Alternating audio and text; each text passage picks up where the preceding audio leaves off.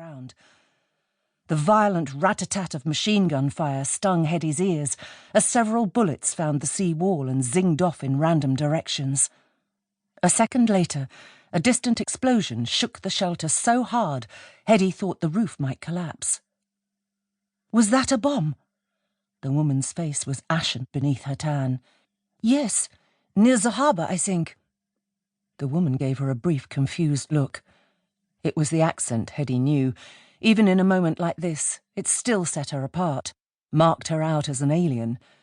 But the woman's attention quickly turned back to her child. "Oh, my God," she muttered. "What have we done? My husband said we should have evacuated when we had the chance." Her eyes fixed on the sky. "Do you think we should have gone?" Hedy said nothing, but followed her companion's gaze upwards. She thought about her employers, the Mitchells, staggering onto that filthy, inadequate cargo boat with their screaming child, and nothing but a change of underwear and a few provisions stuffed into a brown packing case. At this moment, with the aroma of burning aviation fuel in her nostrils, she would have given anything to be with them. Her knuckles turned yellow on the slatted bench. Corkscrews of charcoal smoke drifted across the bay, and she could hear the little boy beside her sobbing. Hedy swallowed hard and focused on the questions bouncing around her brain like a pinball. How long now before the Germans landed? Would they round people up, stand them in front of walls to be shot? If they came for her, then... There was no point finishing that thought. Anton, the only person on this island she could call a friend, would be powerless to help her. The shelter vibrated again, and she felt its fragility.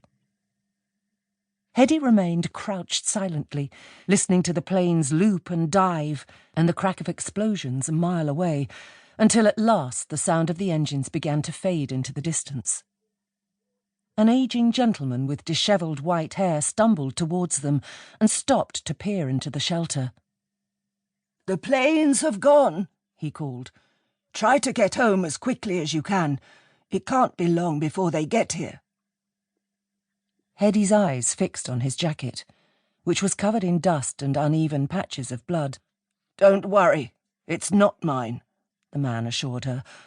"Old fellow walking near the harbour took a bullet in the leg. We had to get him to the hospital." "Are there many hurt, or—" Hedy glanced towards the little boy, not wanting to finish the question. "Some, yes." The man's voice faltered a little, and Hedy felt a surge of anguish. She pressed her fist to her lips and swallowed again before he continued. "They bombed a line of potato trucks waiting to unload at the harbour. I mean, for God's sake, what's the point of that?" He shook his head and gestured towards his destination. "Hurry now." The man hastened away. Hedy hauled her shaking body to its feet, wished the woman good luck, and set off along the promenade towards the town, wondering how on earth she would get back to the Mitchells, assuming the house was still there. She tried to hurry, but her skinny legs felt weak. She imagined Hemingway cowering beneath the sofa in the empty living room, his grey feline fur stiff with terror. Already she was half regretting disobeying Mr. Mitchell's instruction to have him put down. The animal's trusting eyes had melted her heart at the door of the vet's surgery. Now she wasn't even sure if she'd be able to feed herself, never mind a cat.